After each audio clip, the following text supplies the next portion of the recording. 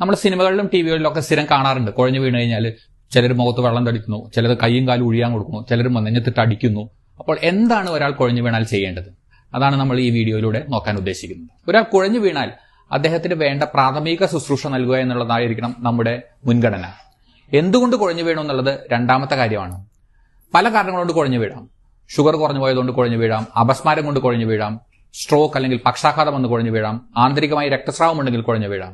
പക്ഷെ ഇതിലെല്ലാത്തിലും ഉപരി നമുക്ക് ജീവൻ അപകടം ഉണ്ടാകുന്ന അവസ്ഥ ഹാർട്ട് നിലച്ചുപോയി കുഴഞ്ഞു വീഴുന്നതാണ്.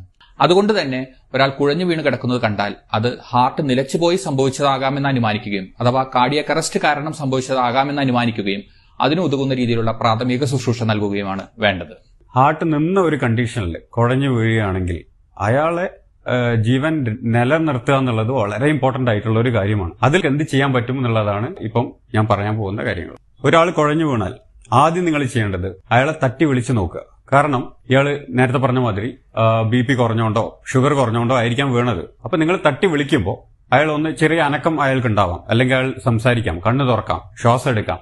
അപ്പൊ അങ്ങനത്തെ ഒരു കണ്ടീഷനിൽ നമ്മൾ നെഞ്ചമർത്തേണ്ട ആവശ്യമൊന്നുമില്ല. അപ്പൊ അയാളെ എന്താ ചെയ്യേണ്ടത്? സൈഡിലോട്ട് ചെരിച്ചു കിടത്തുക, പെട്ടെന്ന് ഹോസ്പിറ്റലിൽ എത്തിക്കുക എന്നുള്ളതാണ്.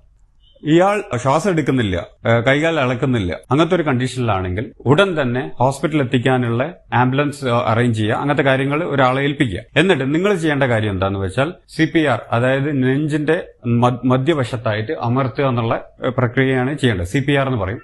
പുതിയ കോവിഡ് പ്രോട്ടോകോൾ അനുസരിച്ച് CPR എങ്ങനെ ചെയ്യാം എന്നുള്ളതാണ് അടുത്ത് നമ്മൾ നോക്കാൻ പോകുന്നത്.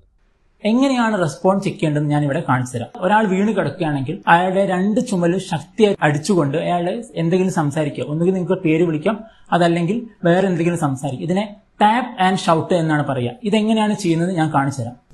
ചേട്ടാ,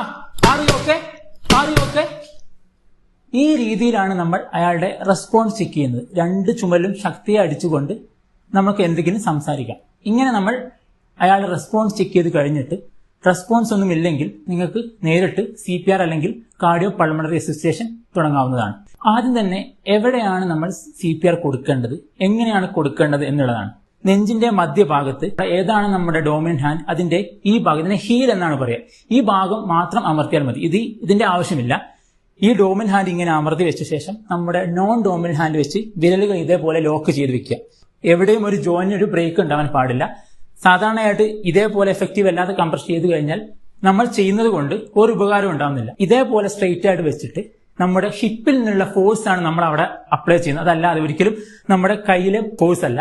നമ്മൾ ഇതേപോലെ സ്ട്രെയിറ്റ് ആയിട്ട് വെച്ചിട്ട് നമ്മുടെ ഹിപ്പിൽ നിന്നുള്ള ഫോഴ്സ് ഡയറക്ട്ലി അതിലോട്ട് അപ്ലൈ ചെയ്യാണ്. ഉദാഹരണത്തിന്